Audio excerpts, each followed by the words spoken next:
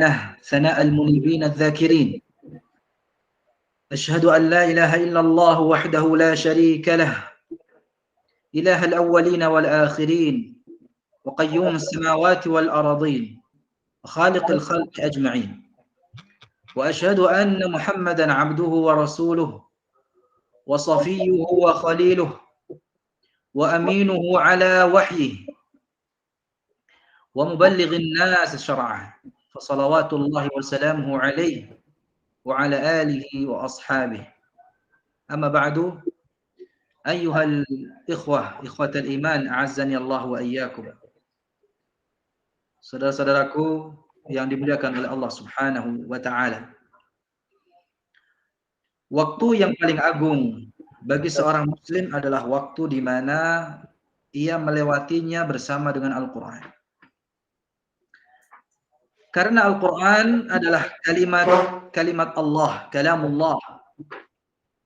Kalimat-kalimat Allah Subhanahu wa taala yang maha agung lagi maha mulia. Allah Subhanahu wa taala penguasa langit dan bumi yang di tangannya segala urusan. Al-Qur'an mampu membuat akal fikiran kita berdecak kagum. Al-Qur'an mampu melelehkan air mata kita, mampu menghidupkan dan melembutkan hati kita. Al-Qur'an mampu membuat gentar para pemimpin-pemimpin kafir, bahkan bangsa jin pun memeluk Islam tatkala mendengarnya dari lisan Nabi kita Muhammad sallallahu alaihi wasallam. Lalu mereka beriman dan mendakwahkan keimanan tersebut kepada kaumnya. Al-Qur'an adalah kitabullah, kitab yang Allah angkat derajat suatu kaum dengannya. Al-Qur'an adalah kitab yang Allah angkat derajat suatu kaum dengannya. Suatu kaum itu dihormati dan dimuliakan dengannya. Dengan Al-Qur'an, negeri-negeri di timur dan barat menjadi tunduk. Al-Qur'an adalah cahaya. Cahaya yang terang di dalam hati, cahaya yang ada di wajah, cahaya yang ada di alam kubur, dan cahaya pada hari kiamat. Al-Qur'an adalah obat yang bermanfaat bagi hati. Betapa banyak orang yang tersesat sebelumnya, kemudian diberi petunjuk dengan Al-Qur'an. Betapa banyak orang yang awalnya ragu kemudian menjadi yakin. Betapa banyak orang yang tatkala membacanya lalu berlinanglah air matanya. Betapa banyak orang yang bermaksiat setelah mendengar peringatan Al-Qur'an, mereka akhirnya menjauhi maksiat tersebut. Betapa banyak orang yang bersedih, duka, lalu jiwa mereka menjadi lapang dan akhirnya lupa dengan apa yang menimpa mereka. Lupa apa yang menimpa mereka, ya, karena dihibur dengan janji-janji yang ada di dalam Al-Qur'an. Al-Qur'an juga merupakan obat bagi badan. Betapa banyak orang yang sakit kemudian diruqyah dengan ayat-ayat Al-Qur'an lalu sembuh dengan izin Allah Subhanahu wa taala dari sakitnya. Betapa banyak orang yang tersengat hewan, ya, tersengat bisa hewan. Lalu dibacakan Al-Qur'an, kemudian ia bisa bergerak dan bersemangat. Al-Qur'an adalah mukjizat. Mukjizat baik itu di dalam penjelasannya, ganjaran pahala-pahalanya, indahnya gramatikanya, kuat kandungan maknanya. Berapa banyak kebatilan terhapus dengan hujjah Al-Qur'an. Betapa banyak orang yang kita kenal dengan orang yang intelek cerdas, ya, itu terkagum-kagum dengan Al-Qur'an, dengan isi kandungan Al-Qur'an. Betapa banyak orang yang membacanya dengan pengulangan yang berkali-kali, tapi dia tidak merasa bosan. Sebagaimana yang dikatakan oleh Imam Asy-Syatibi rahimahullah, wa inna kitaballahi awthaqu syafi'in wa aghna ghana'in wahiban mutafaddila wa khairu jalisin la yumallu hadithuhu wa tardaduhu yazdadu fihi tajammula. Sungguh benar apa yang dikatakan oleh Imam Asy-Syatibi tadi, yang kita menganggapnya beliau termasuk ahli Al-Quran. Wallahu hasibuh wa la nuzakki 'ala Allahi ahada. Ungkapan dari seorang yang berinteraksi dengan Al-Quran, ya, menikmati kebersamaannya dengan Al-Quran, bahwa memang benar Al-Quran itu adalah sebaik-baik teman duduk yang tidak membosankan, ya. Wa khairu jalisin la yumallu hadithuhu wa tardaduhu yazdadu fihi tajammula. Semakin Al-Quran itu diulang-ulang, bukan semakin bosan, berbeda dengan kitab lainnya. Ya, kalau kita baca buku atau kita baca apa? Majalah atau apa saja yang kita baca, ya. Bacaan itu ketika sudah berulang-ulang rasanya tidak sama dengan bacaan yang pertama. Bahkan mungkin kita akan merasa bosan. Itu kalau bukan Al-Quran. Al-Quran semakin diulang-ulang, semakin memancarkan keindahannya. Hati yang bersih, ya, jiwa yang suci. Itu demikian, ya. Ketika berinteraksi dengan Al-Quran, semakin Al-Quran itu sering dibaca, ya, semakin membuat dia merasa nyaman, membuat hatinya tentram, membuat perasaannya bahagia, semakin bahagia. Tidak ada rasa bosan, jenuh. Itu kalau Al-Quran dibaca oleh hati yang bersih, hati yang bersih. Nah, ini juga bisa menjadi tolak ukur. Makanya, ya, tidak sedikit dari sahabat yang mengatakan, ya, lau tahurat qulubukum, seperti perkataan Utsman bin Affan, Abdullah bin Mas'ud, ya, lau tahurat qulubukum lama syabi'tum min kalam rabbikum. Kalaulah sekiranya hati kalian itu bersih, niscaya kalian tidak akan pernah kenyang dengan Al-Quran. Artinya tidak pernah bosan, tidak pernah jenuh. Barangkali kalau kita baru membaca sebentar, baru satu halaman, ya, kita sudah merasa bosan, jenuh, ya. Membersamai Al-Quran, jangan-jangan ada kotoran di hati kita. Jangan-jangan hati kita sakit, sehingga kita perlu untuk mentazkiyah. Kaum muslimin, para jamaah, ya, dan para penuntut ilmu, ya, saudara-saudaraku, ikhwatal iman, ya.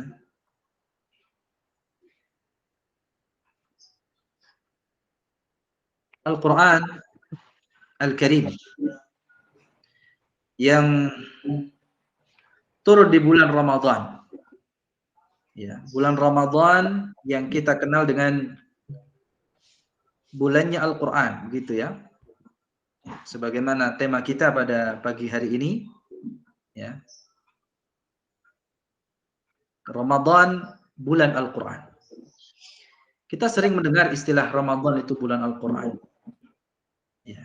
Jangan sampai ketika kita mendengar bahwa Ramadan, tamu agung yang akan datang ini adalah bulan Al-Quran, itu kita tidak memahami, ya, ya, atau kita hanya menganggap, ya, rutinitas, ya, saat dimana kita membaca Al-Quran. Jadi membaca Al-Qurannya hanya di bulan Ramadan. Bukan itu. Allah Subhanahu wa taala berfirman di dalam surat Al-Baqarah ayat 185, "Syahrul Ramadan alladzi unzila fihi al-Qur'an hudan lin-nas." Hudan lin-nasi wa bayyinatin minal huda wal furqan. Bulan Ramadan yang di dalamnya diturunkan permulaan Al-Quran sebagai petunjuk, hudan linnas, sebagai petunjuk bagi manusia, bayyinatin minal huda wal furqan, dan keterangan-keterangan yang nyata, yang minal huda, ya, menunjuk kepada kebenaran, wal furqan, ya. Dan Al-Quran itu adalah pembeda antara yang hak dan yang batil. Al-Imam Ibnu Katsir rahimahullah mengatakan mengenai ayat ini dalam tafsirnya, tafsir Al-Quran Al-Azim, Allah menyanjung bulan puasa dibanding bulan-bulan lainnya.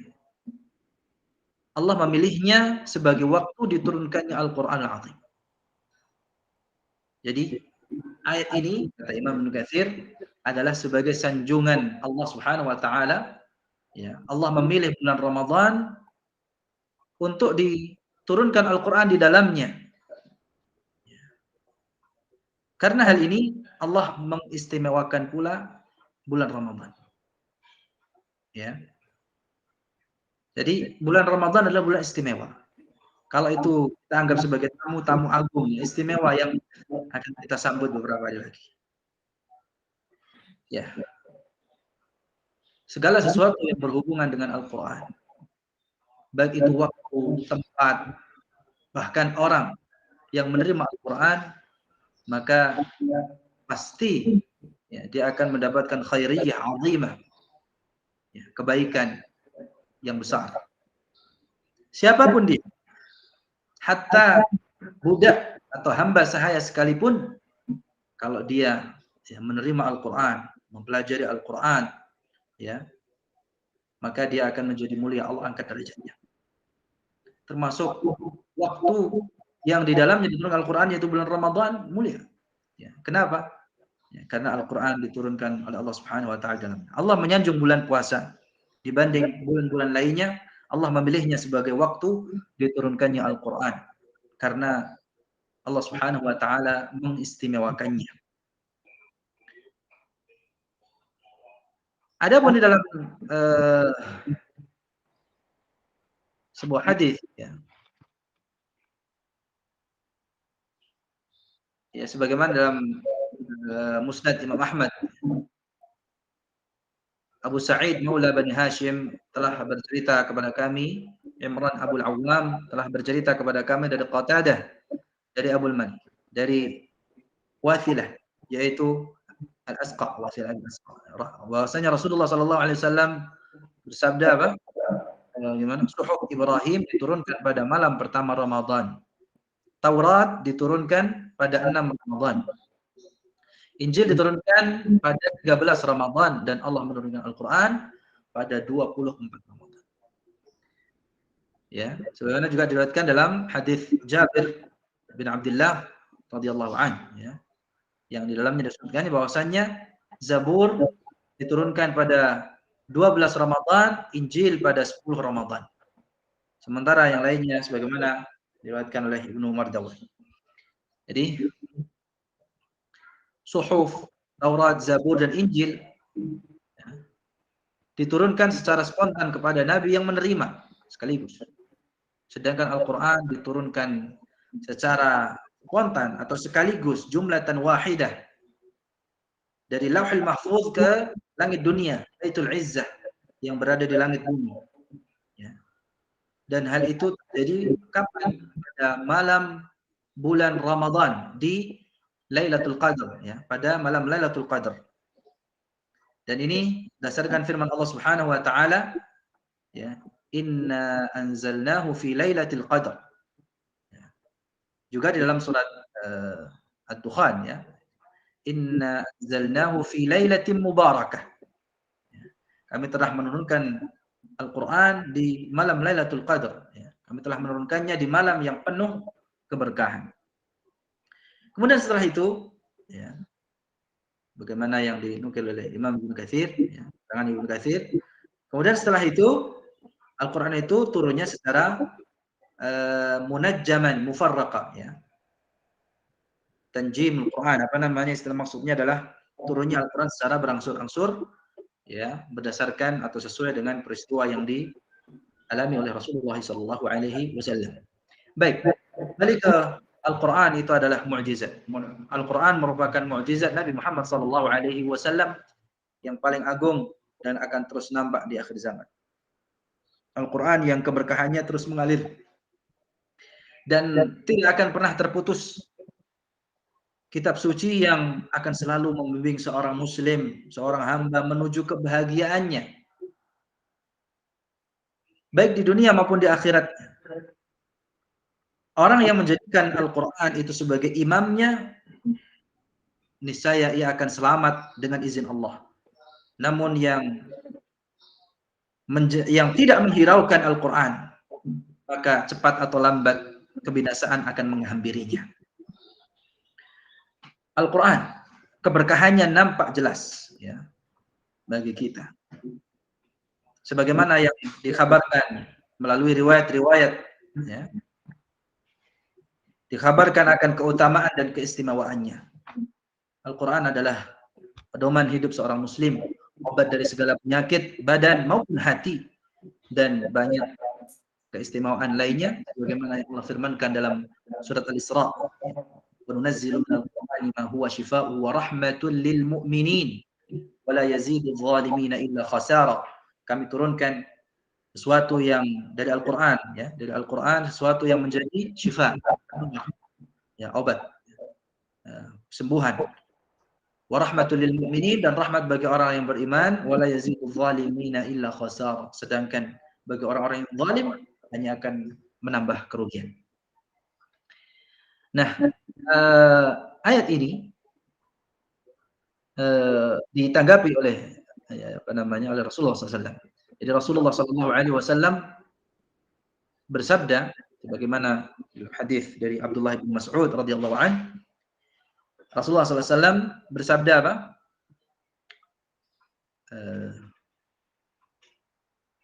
Siapa yang baca man qara harfan min kitabillah falahu bihi hasanah. Ini keutamaan lain. Barang siapa membaca satu huruf saja, ya, satu huruf dari kitab Allah Azza wa Jalla, Al-Quran, maka baginya hasanah, satu kebaikan. Wal hasanatu bi asyri amsalihha, satu kebaikan dilipat gandakan kebaikannya atau pahalanya menjadi 10.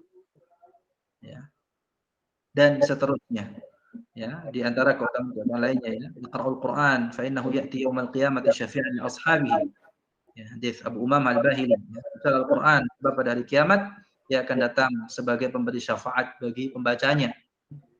Dan juga hadis yang lainnya, ya, man qara'al Quran wa 'amila bihi, siapa yang baca Al-Quran dan mengamalkannya, nanti pada hari kiamat orang tuanya akan dikenakan mahkota yang cahayanya itu lebih bagus daripada cahaya matahari yang masuk ke rumah-rumah di dunia. Ya, lantas bagaimana menurut kalian dengan orang-orang yang mengamalkannya? Dan masih banyak hadis lain lagi yang juga secara khusus kaitannya dengan puasa. Ya. Bagaimana dalam hadis Abdullah bin Amr, ya. Abdullah bin Amr meriwayatkan bahwasanya Rasulullah SAW bersabda apa? As-siyam wal Quran, ya, bahwa puasa dan Al-Quran itu akan datang pada hari kiamat memberi syafaat, untuk memberi syafaat kepada seorang hamba. Abdi yaumil qiyamah. Syafa'an lil abdi yaumil qiyamah. Nah, puasa mengatakan apa? Rabbi, wahai Rabbku, aku telah mencegahnya dari makan dan minum di siang hari. Oleh karena itu izinkanlah aku memberinya syafaat. Al-Quran pun juga berkata demikian, wahai Rabbku, aku telah mencegahnya tidur di malam hari. Oleh sebab itu berilah izin aku untuk memberikan syafaat kepadanya. Maka keduanya, ya, syafaat, kemudian keduanya memberikan syafaat. Dan masih banyak lagi, ya, dalil-dalil yang menunjukkan kepada kita akan keutamaan baca Al-Quran ini. Nah, sekarang kaitannya Al-Quran di bulan Ramadan itu, ya. Sebelum kita sampaikan bahwa para ulama terdahulu, ya, interaksinya dengan Al-Quran yang begitu luar biasa, saya akan mengutarakan atau menyampaikan pertanyaan, kenapa? Ya, kenapa sih sampai Ramadan itu disebut dengan bulan Al-Quran? Ya, Ramadan itu bulan Al-Quran. Ini pertanyaan yang sangat mendasar. Kenapa Ramadan itu sampai disebut sebagai bulan Quran? Ya. Pertama, jemaah sekalian yang dirahmati oleh Allah Subhanahu wa taala, dan ya, ikhwani wa akhwati fillah, ya, para penuntut ilmu dimanapun antum berada. Ya, perhatikan. Yang pertama, bulan Ramadan disebut sebagai bulan Al-Quran, hal ini ya, kita bisa menyaksikan ya, dari kebiasaan para ulama ya, yang memiliki kebiasaan sangat akrab dengan Al-Quran. Ya. Ada yang rajin membacanya, ada yang rajin mengkhatamkan, dan bahkan merenungi isi kandungan yang ada di dalamnya. Bahkan hal ini dicontohkan langsung oleh qudwah, suri tauladan kita Nabi Muhammad sallallahu alaihi wasallam. Sebagaimana yang ada dalam Sahihain ya, dari Ibnu Abbas radhiyallahu anhuma, ia berkata kana Nabi sallallahu alaihi wasallam ajwadan nas wa ajwadu ma yakunu fi Ramadan. Hina yalqahu Jibril. Nabi sallallahu alaihi wasallam itu adalah orang yang paling gemar memberi. Beliau itu semangat dalam memberi, lebih ya, semangat beliau itu dalam memberi itu lebih besar, lebih membara lagi ketika bulan Ramadan. Hina yalqahu Jibril, ya, tatkala Jibril menemui beliau.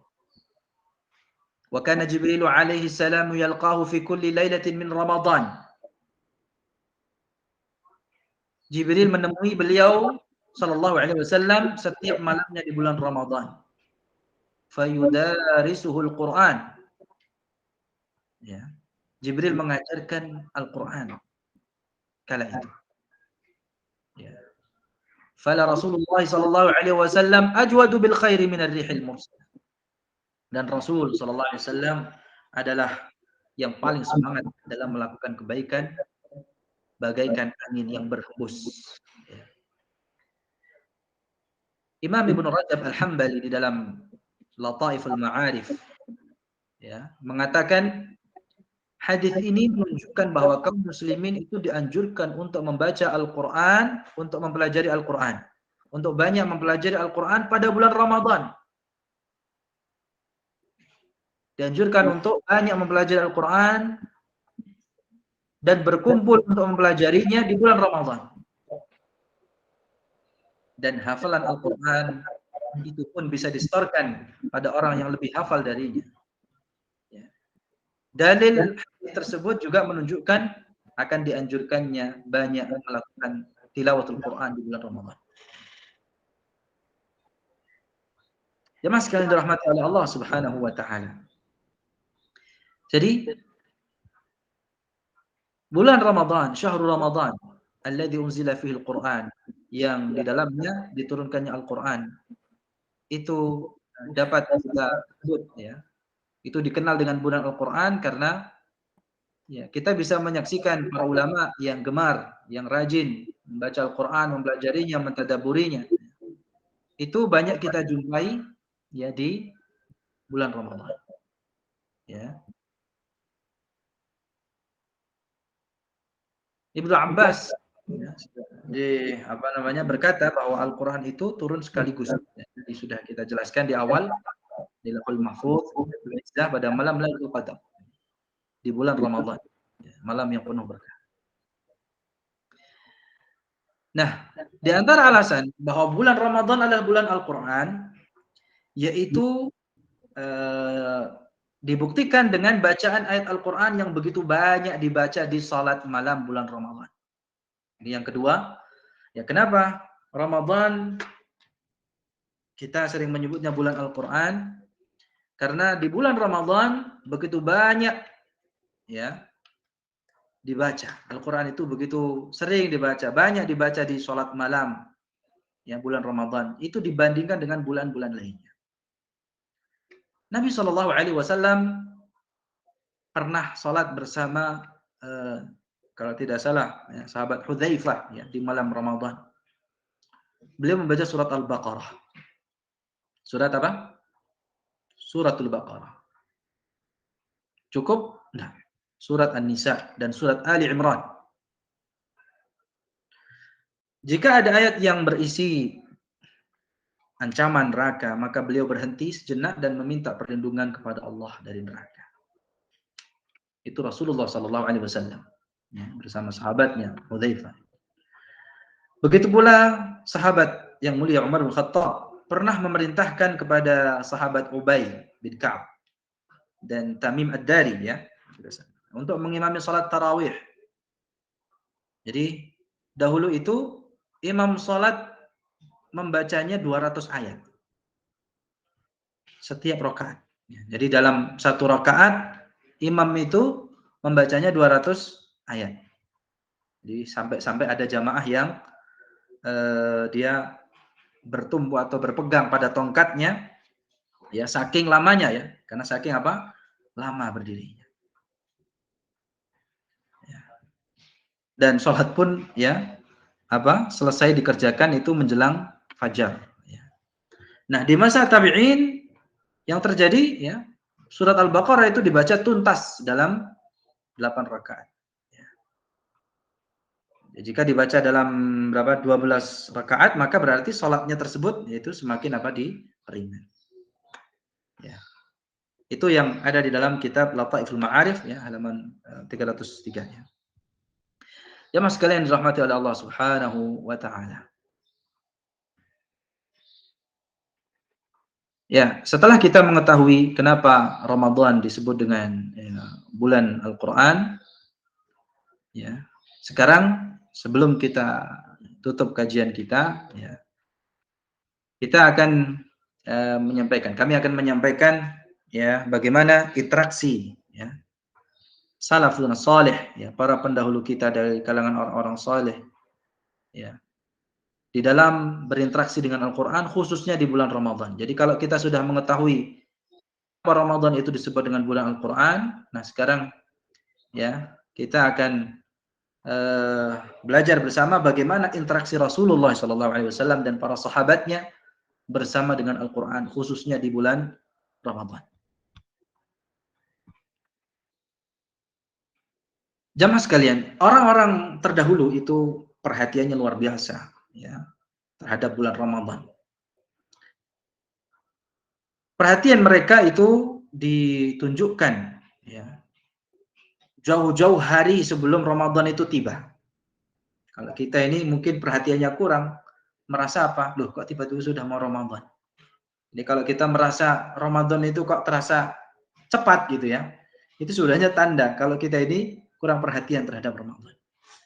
Orang yang perhatikan bulan Ramadan, dia sudah bersiap-siap menunjukkan perhatiannya itu dari ya, sebagaimana disebutkan bahwa para sahabat itu radhiyallahu anhum ajma'in 6 bulan pertama itu dari mulai sebelum Ramadan, 6 bulan sebelum Ramadan memanjatkan doa kepada Allah agar disampaikan di bulan Ramadan. Kemudian 6 bulan setelahnya mereka berdoa agar mereka dipertemukan lagi dengan bulan Ramadan ini. Hal semacam ini tentu merupakan bukti kuat akan antusias kita atau antusias mereka radhiyallahu anhum dalam menggapai pahala yang besar ya. Padahal ya secara umum para sahabat itu kan dijamin masuk surga ya. Dijamin masuk surga, tapi luar biasa perhatian mereka. Ya, kita pun demikian. Ya. Kita yang menanti datangnya tamu agung atau bulan istimewa bulan Ramadan ini terasa lama sekali gitu ya. Merasakan kok tidak sampai-sampai gitu ya. Beda dengan orang yang disibukkan dengan dunianya, ya, disibukkan dengan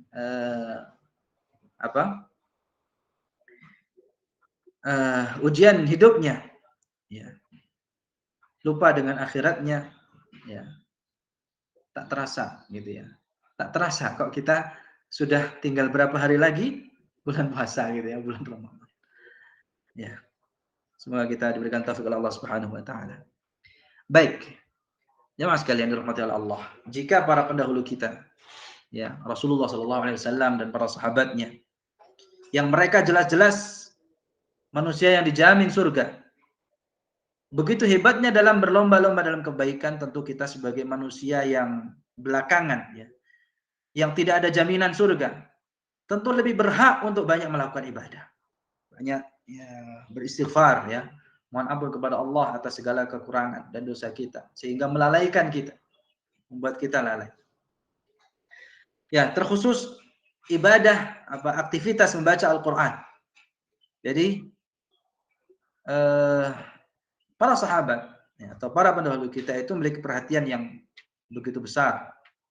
Sebagaimana yang disebutkan oleh Imam Ibn Rajab Al-Hambali dalam Lataiful Ma'arifnya, beliau menjelaskan apa? Kebiasaan orang-orang dulu itu di bulan Ramadan baca Al-Quran dalam sholat maupun di luar sholat. Ya, sebagaimana yang kita juga sebutkan tadi, contoh pertama dan yang utama adalah Rasulullah SAW bersama malaikat Jibril alaihissalam. Nah, kalau kita lihat ya Amirul Mukminin ya Utsman bin Affan radhiyallahu anhu itu bagaimana beliau bersama Al-Quran di bulan Ramadan. Dikabarkan bahwa beliau itu menghidupkan seluruh malamnya. Beliau membaca Al-Quran di setiap rakaat salat yang beliau kerjakan. Ada sahabat lain Ubay bin Ka'ab radhiyallahu anhu. Beliau mampu mengkhatamkan Al-Quran itu di setiap 8 harinya. Sementara sahabat satunya Tamim Ad-Dari itu mampu mengkhatamkannya dalam setiap pekannya. Jadi setiap pekan khatam. Ada juga imam kita Muhammad bin Idris, Imam Syafi'i rahimahullah. Ya, rahmatullahi alaihi. Bahkan ya di bulan Ramadan yang barakah ini mampu mengkhatamkan Al-Quran sebanyak berapa? 60 kali. Ya. Itu selain Al-Quran yang beliau baca di waktu sholat. Ini riwayatnya sampai kepada kita. Demikian bagaimana. Jadi terlepas dari larangan mengkhatamkan kurang dari 3 hari. Ya. Karena ini yang kita fahami dari athar yang menunjukkan bahwa ya ada seorang ulama yang ya mampu mengkhatamkan kurang dari 3 hari, maka sikap kita ya husnudzan. Ya.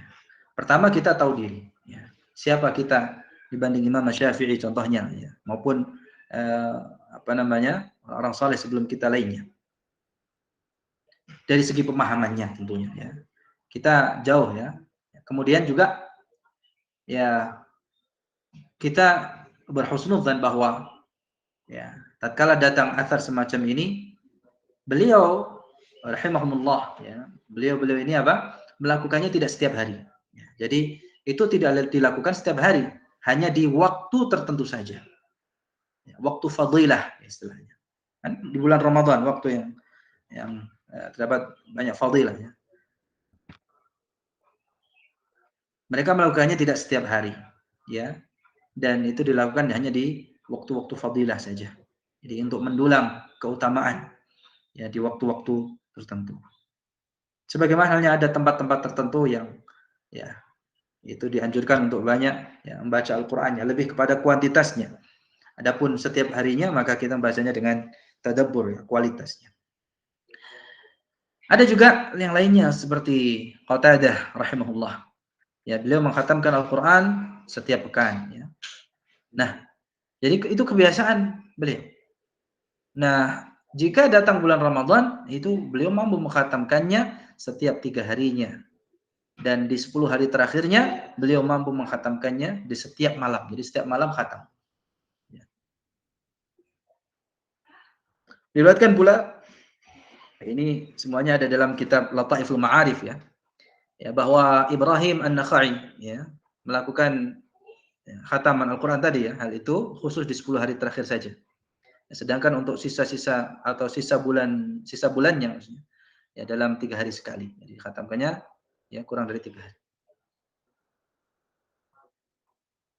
Jamaah sekalian dirahmati oleh Allah Subhanahu wa taala. Jika ada yang bertanya, ya tadi ya, bagaimana mungkin mereka mengkhatamkan Al-Quran kurang dari 3 hari sementara Nabi sallallahu alaihi wasallam melarang hal tersebut. Tadi sudah saya sampaikan sekilas di awal. Bagaimana jika ada pertanyaan demikian? Ya. Ini sebagaimana yang dijawab oleh Ibnu Rajab ya dalam Lataiful Ma'arif ya. Adapun larangan mengkhatamkan Al-Qur'an kata beliau itu lebih dari malam ya. Maka itu khusus jika dilakukan terus-menerus ya, artinya ya kalau dilakukan terus-menerus menjadi kebiasaannya tidak demikian.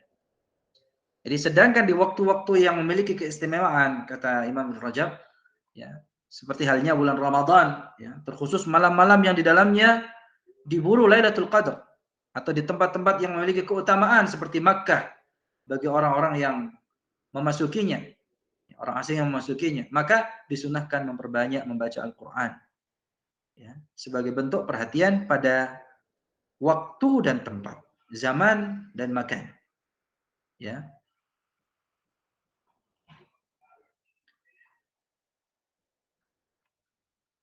Jadi kiranya athar atau cerita-cerita, ya, tadi itu sudah cukup dijadikan sebagai apa? Motivasi, membakar semangat bagi kita orang-orang yang ingin mencari akhirat. Ya, ini memberikan penjelasan. Jadi orang-orang yang cerdas itu faham. Fahamnya apa? Hanya cukup dengan isyarat. Ya, isyarat yang tidak difahami oleh orang bodoh, meski dengan 1000 ungkapan. Ya, karena orang yang dungu itu juga tak akan memperoleh faedah dibacakan Taurat dan Injil gitu ya. Semoga Allah Subhanahu wa taala memberikan kita kekuatan ya untuk bisa lebih memanfaatkan ya bulan Ramadan kali ini dan bulan-bulan lainnya dalam beribadah kepada Allah ya. Seiring berkurangnya jatah hidup kita ini di dunia. Jemaah sekalian dirahmati oleh Allah Subhanahu wa taala. Setelah kita mengetahui itu semua ya, semoga Allah Subhanahu wa taala menjadikan apa yang kita pelajari bermanfaat dan amalan yang kita kerjakan, amal soleh yang kita kerjakan ya ikhlas karena mengharap wajahnya dan diterima di sisi Allah Subhanahu wa taala. Sebelum kita tutup, jadi para salafus saleh tadi dari kalangan sahabat Nabi radhiyallahu anhum, tabi'in dan tabi'ut tabi'in memberikan contoh terbaik bagaimana interaksi mereka yang sungguh menakjubkan bersama dengan Al-Qur'an. Mereka menerima Al-Qur'an itu dengan sepenuh hatinya.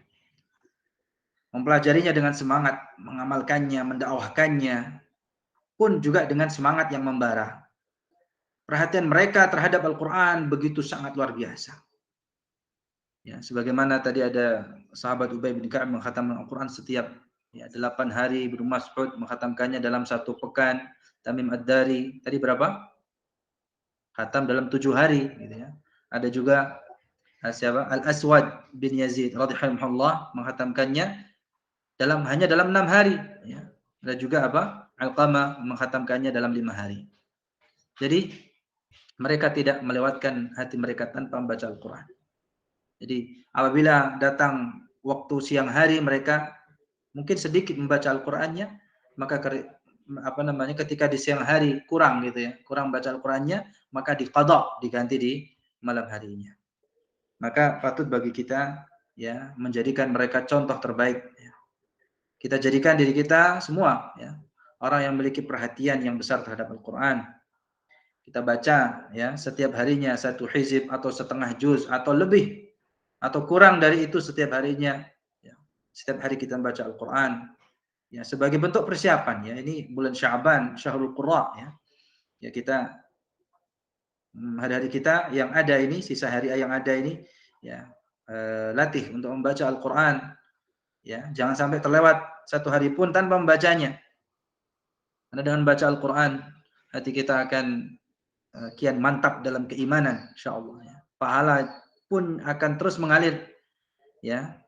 Jiwa kita akan semakin tenang ya. Kita pun akan bisa menjadi teladan bagi anak istri kita di rumah dan setan pun akan pergi menjauh dari rumah kita. Ya, jadi membaca Al-Qur'an ini adalah keberkahan ya. Keberkahan dalam ajarannya, keberkahan dalam pengaruhnya, keberkahan ya dalam ganjaran pahalanya. Allahumma aslih lana dinana alladhi huwa ismatu amrina wa aslih lana dunyana allati fiha ma'ashuna. Aslih lana akhiratana allati fiha ma'aduna waj'al hayata ziyadatan lana fi kulli khair wal mauta rahatan lana min kulli syarr. Allahumma inna nas'aluka al-huda wat tuqa wal afafa wal ghina. Allahumma inna nas'aluka ilman nafi'a wa 'amalan salihan wa rizqan thayyiban. Allahumma barik lana fima razaqtana waghfir lana warhamna. Allahumma ighfir lana dhunubana kullah jillahu. Baik, demikian ya, apa yang bisa kami sampaikan ya. Mudah-mudahan ini dapat menjadi manfaatnya, memberikan manfaat khususnya kepada kami yang menyampaikan dan juga ya, jamaah sekalian, ya, para ikhwan dan akhwat, ya, para penuntut ilmu dimanapun antum berada, ya, semangat ini harus kita bawa, ya, tidak hanya saat di bulan Ramadan saja, nanti juga setelah bulan Ramadan. Ya. Wa sallallahu wa sallam ala nabiyyina Muhammad wa ala alihi wa sahbihi ajma'in. Alhamdulillahirabbil alamin. Akhiru da'wana alhamdulillahirabbil alamin. Jazakallahu khairan. Barakallahu fiik. Ala syekhina ustadzina Ustaz Abu Abdullah hafizallahu taala wa rahimah. Mungkin ada waktu, ada di antara para tulab ada pertanyaan tentang apa yang beliau sampaikan tadi. Tafadhol.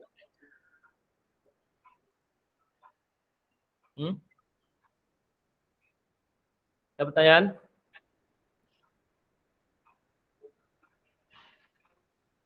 Ada? Tafadhol.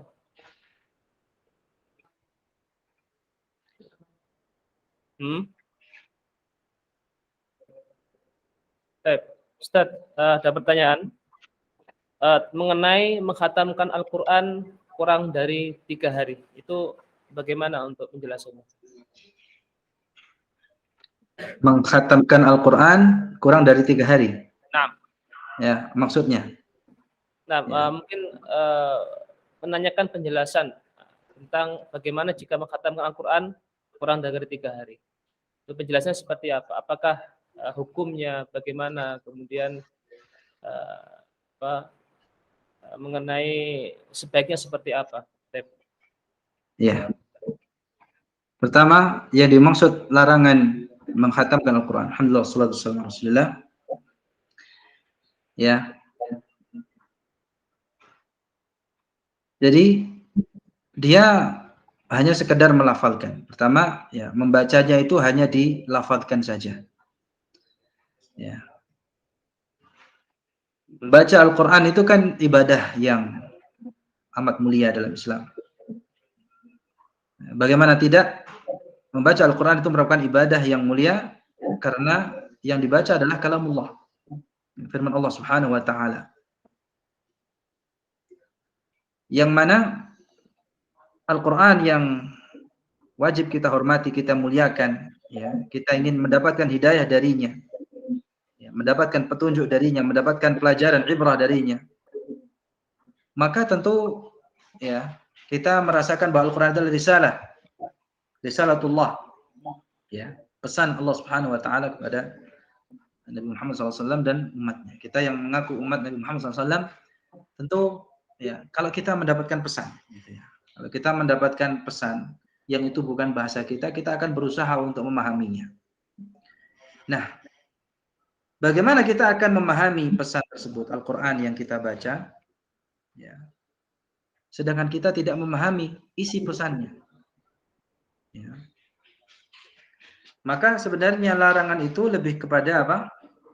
Ya, kita membacanya itu tanpa memahami isi, arti apa ya, isi kandungannya. Ya.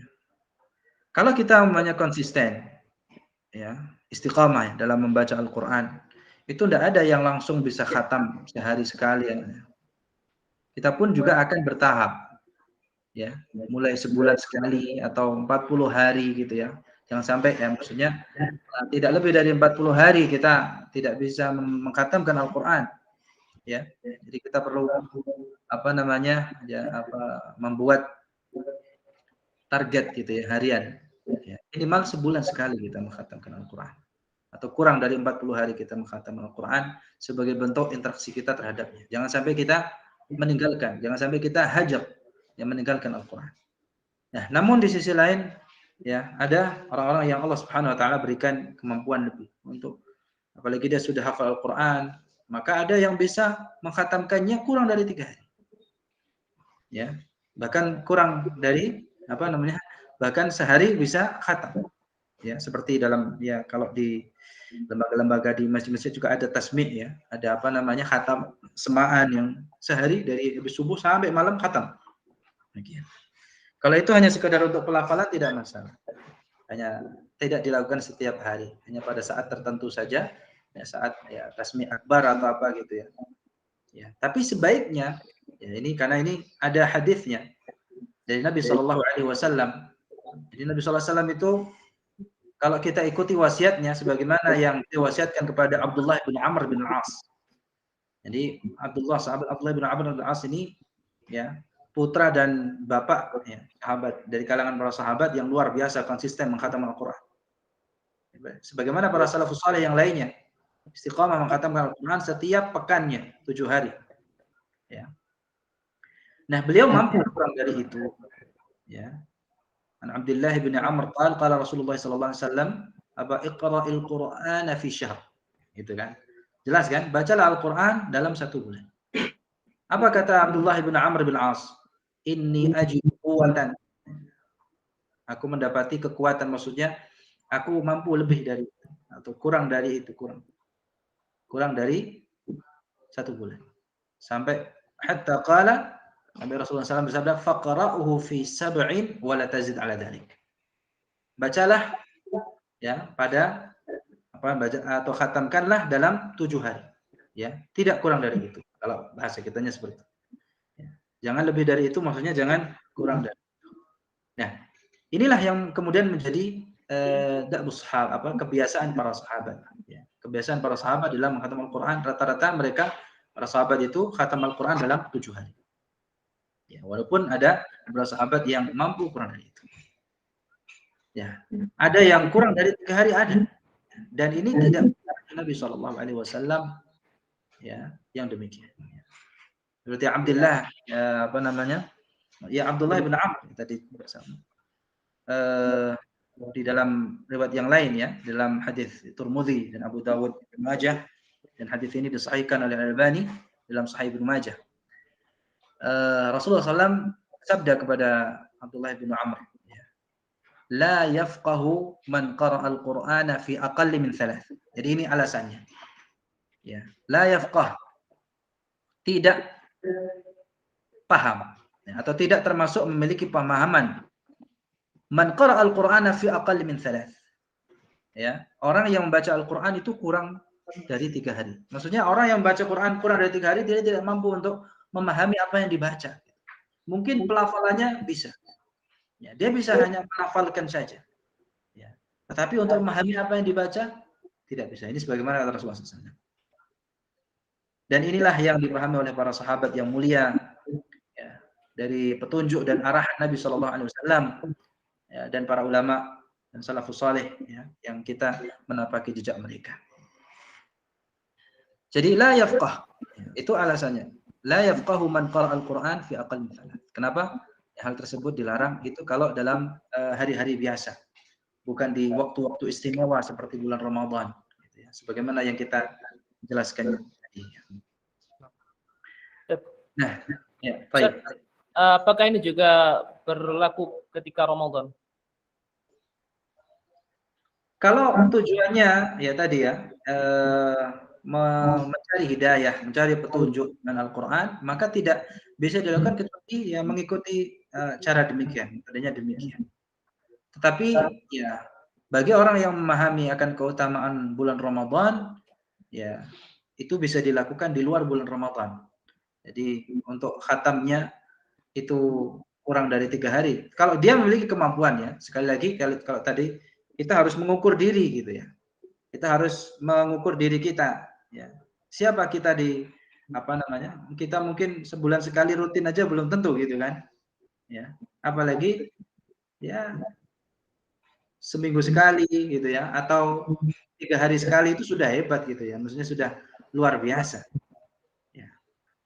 Dan tetap secara hukum asalnya demikian, mau itu di waktu hari biasa maupun di bulan Ramadan. Tetapi ya orang yang cerdas tadi di bulan Ramadan ya dia tidak mau kehilangan ya keutamaannya, sehingga ada saat-saat ya di mana harus memperhatikan kualitas. Ada saat-saat di mana harus memperhatikan kuantitasnya. Nah, di bulan Ramadan di waktu yang istimewa atau di Makkah ya bagi orang asing seperti kita yang bukan penduduk Makkah ya ke sana, maka ya termasuk kecerdasan ya kita adalah memperbanyak kuantitasnya, memperhatikan kuantitasnya, walaupun tetap menjaga kualitasnya, gitu ya. Jadi intinya orang yang baca atau menghatam Al-Quran kurang dari 3 hari, itu di samping dia termasuk orang yang kurang bisa memahami Al-Quran, jadi tidak bisa memahami Al-Quran sepenuhnya, ya. Juga tidak bisa mengambil faidah dari kandungan mana yang terkandung dalamnya. Berbeda dengan orang yang bacanya dengan tadabbur, bacanya dengan tenang, maka insya Allah dia akan mengambil faedah yang amat banyak. Ya, sebagaimana yang dikatakan oleh Syekhul Islam Ibnu Taimiyah, membaca Al-Quran itu gimana? Hendaknya mengikuti anjuran yang diperintahkan untuk melakukannya. Karena hal itu akan menjadikan apa? Tertanamnya keimanan dalam hati, akan semakin menambah keyakinan padanya dan sekaligus menjadi apa? Obat. Ya. Jadi sekali lagi, asalnya dalam membaca Al-Quran, dalam mengkhatamkan Al-Quran, ya kurang dari 3 hari. Kecuali dalam waktu tempat tertentu yang itu memiliki keutamaan, keistimewaan, dan ya dicontohkan oleh para pendahulu kita dari salafus saleh, sebagaimana yang kami sampaikan tadi dari kitab Lataiful Ma'arif, ya, karya dari Imam Ibnu Rajab Al-Hambali. Demikian, wallahu a'lam. Baik. Barakallahu fiik, jazakallahu khairan Ustadzina Ustadz Syaifullah Hafizahullah Ta'ala atas apa yang disampaikan pada materi pertama kajian atau daurah Al-Quran pada daurah Ramadan pada kesempatan hari ini. Semoga apa yang disampaikan beliau bisa kita pahami dan bisa kita amalkan sehingga menjadi jariah bagi beliau menyampaikan dan juga tambahan pahala bagi kita semua. Baik, kita akhiri sesi kali ini ya, dan insya Allah setelah ini akan dilanjutkan oleh Ustaz Walid Ustaz Abdullah Amin hafizallahu taala. Mungkin ada yang disampaikan untuk kalimat penutup Ustaz sebelum dilanjutkan berikutnya. Ya. Bismillah, alhamdulillah, wassalatu wassalamu ala Rasulillah. Ya. Sebagai penutup kajian kita pada kesempatan yang mulia ini, ya, kita sebagai seorang muslim, khususnya bagi para penuntut ilmu, hendaknya terus ya mempelajari, mengilmui, ya. Kita menyadari ya akan kekurangan diri kita, ya. Kalaulah bukan Allah Subhanahu wa taala memberikan taufik kepada kita untuk bisa menjalankan, mengamalkan apa yang kita pelajari, ya, kita tidak akan mampu menjalankannya. Faedah-faedah atau keutamaan-keutamaan Ramadan yang sering diulang-ulang ini, ya, tidak akan bermanfaat apa-apa kalau kita tidak ada usaha untuk mengamalkannya. Kita lawan diri kita, ya, kita berusaha memohon ya pertolongan kepada Allah Subhanahu wa taala, kekuatan darinya, kesabaran, keikhlasan, ya, agar apa yang selama ini kita pelajari, Ramadan yang kita kenali, Al-Qur'an yang turun di dalamnya yang kita kenali itu, ya, betul-betul bisa kita jalankan sebagaimana yang diharapkan oleh Allah Subhanahu wa taala dan Rasulnya. Ya, kita sebagai umatnya menyadari hal itu dan jangan lupa berdoa agar diberikan taufik oleh Allah Subhanahu wa taala, karena kuncinya ada pada keikhlasan kita, ya. Sekali lagi, ya, kuncinya ada pada keikhlasan kita, ya. Ikhlas niat kita mengharapkan ridha dan wajah Allah Subhanahu wa taala agar kita mendapatkan taufik tersebut. Ya, itu dari saya. Mohon maaf atas segala kekurangan, ya, salah kata, ya, atau ucapan atau sikap saya yang kurang berkenan, mohon dibukakan pintu maaf yang sebesar-besarnya. Barakallahu fikum wa jazakumullahu khairan. Sallallahu wasallam ala nabiyyina Muhammad wa ala alihi wa sahbihi ajma'in. Alhamdulillahirabbil alamin. Assalamualaikum warahmatullahi wabarakatuh.